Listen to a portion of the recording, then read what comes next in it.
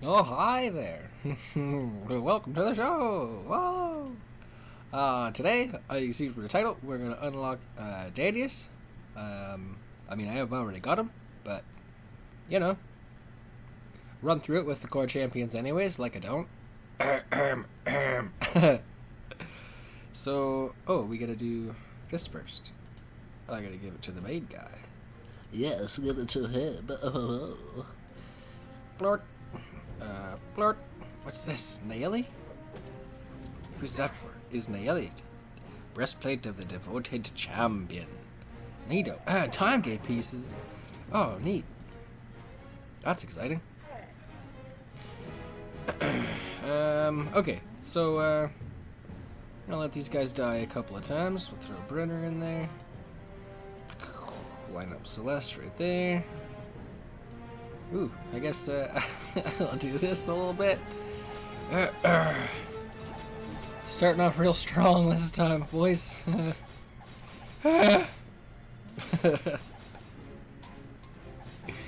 Alright, let's bring this crap up. I think maybe we're trying. Come on, machine! Alright. So we're gonna look at Dhadius, our Year champion.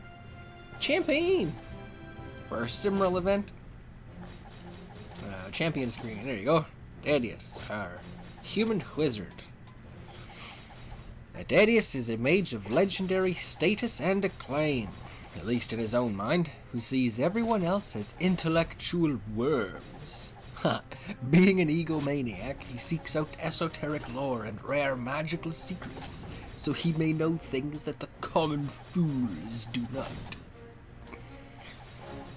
Dhadius hails from Luskan in the north, where he is a member of the Arcane Brotherhood, an infamous group of wizards. He joined them only recently, and hasn't been taken as seriously by the others as he thinks he should be. He's determined to let it be known far and wide that he is a wizard to be respected and feared.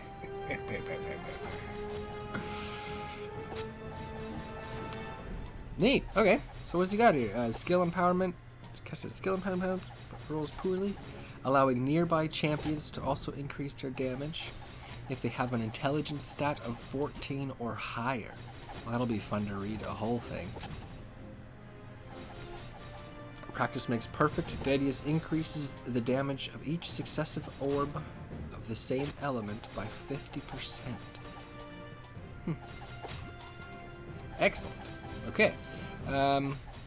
Alright, so now we know a little bit about who we're gonna unlock.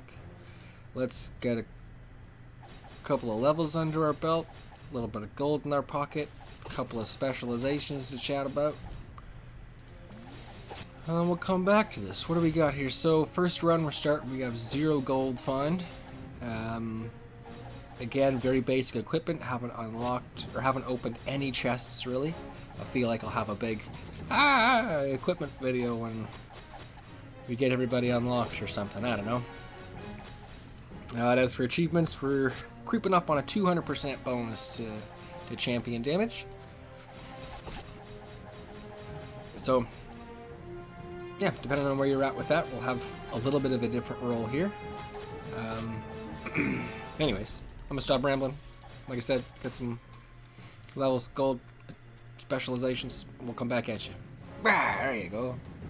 Eat turds, you giant method. Method? Yeah. Snow rats. Gotcha. Okay, so we've cruised right through level 30. No problemo. Sitting on 2 specializations. I don't know. It's all going pretty easy.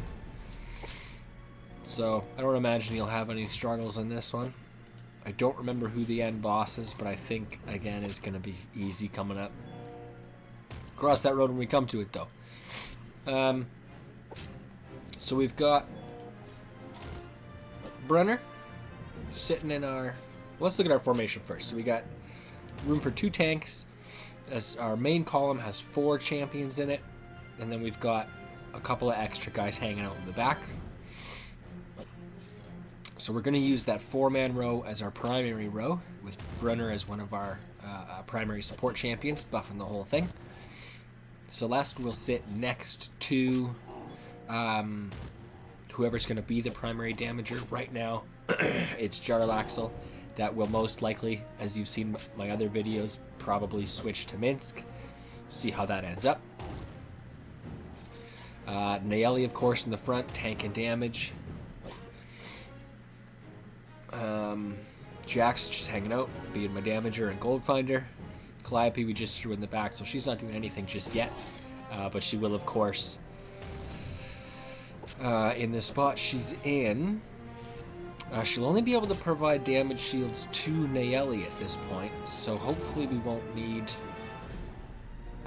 we won't actually need to have a second tank. Sorry, my nose. I'm real sneezy all of a sudden. Okay, so yeah, Nayeli, buff and damage to those 4. Calliope will buff damage to those 4. Brenner, buff and damage to that column of 4. Flip, here, there you go. Bam, there's 4 people in that column, see? Column of 4. That way. So Brenner, because he's right next to Nayeli, we're going to give him Shield Master, so that can potentially stack up when we get to the boss if there's any issues. And then for Celeste, because I don't deal with health usually, pro damage. So it'll increase the damage bonus she gives to Jarlaxle. What do we come out of here? I don't have any other specializations coming right up, so... honestly, this will probably just roll straight up to level 50, and then we'll see if there's been any changes, who I pick for Ashara. There you go. Alright, so, yeah, we'll see you around the boss then. Okay, so, we're coming up on Area 50 here. Blah, blah, blah. Let's see, we got unlocked Minsk. Not yet Hitch. Probably won't get there. But let's look at our specializations real fast. We'll go with Nayeli first. As I always say, damage over health for sure. So we're going to increase her Aura of Courage. Extra buffs to that primary row. Click those couple of snow reds. Calliope, again, increase to damage or increase to the temporary health. Or reduce to the cooldown. Whatever. Damage or health. Damage.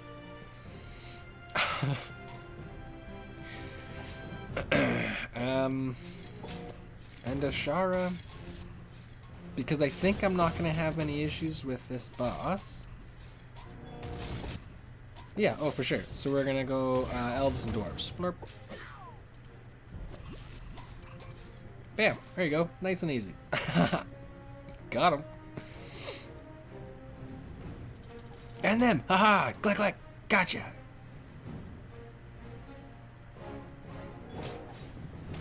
Oh yes, it's free play. Like, where's my continue button? You will ask. It won't. Alright, so this is what ran me through the boss. So we got Nayeli in the front, our only tank. She's buffing that center row with the 4 people in it. You've got Calliope immediately behind that same column. Again, giving her damage bonus to that center row, as well as giving the temporary shields to Nayeli in the front. You've got you got Brunner. He's given his damage bonus to that whole column as well. I usually should go in order, but whatever. Celeste is healing Nayeli in the front, and then currently giving damage bonus to Brunner and Jarlaxle. Now with this one, if you need, I realize like I can switch some of this stuff around to make life better. So Jax is my primary damager. He also gives me a little bit of gold find, 44% on his own. Really nothing worth talking about. Ashara is currently buffing elves and dwarves. That you can adjust based on who you want as your primary damager. If Minsk works better for you, then great. Go with that, or go with humans for Ashara. Just the most appropriate one for you. I just have picked elves because Jax works very well. If you keep his damage up and you don't have any hit point based enemies, he's probably going to be one of your best ones because if his damage is high enough, I mean, he'll kill 10 guys in a single attack plus a boss. So he definitely helps keep things going quick for you. So I was talking about in terms of optimization, I could adjust this a little bit because I think Minsk is still going to do more damage than Brenner. So you could just make sure you have your 2 highest damage dealing champions next to Celeste. And even here, actually, I would probably do this the other way. We'll keep Brenner in the top slot, and we'll switch Jarlaxle and Celeste. Jarlaxle's damage is going to go up based on the number of good or neutral champions he's around, so you want to have as many as possible, which in this position he's got 4 around him. In his previous spot he did only have 3. Minsk has absolutely no adjacency bonuses applicable to him alone, so just being next to Celeste is fine. The number of champions doesn't matter, so he works fine in that slot down there.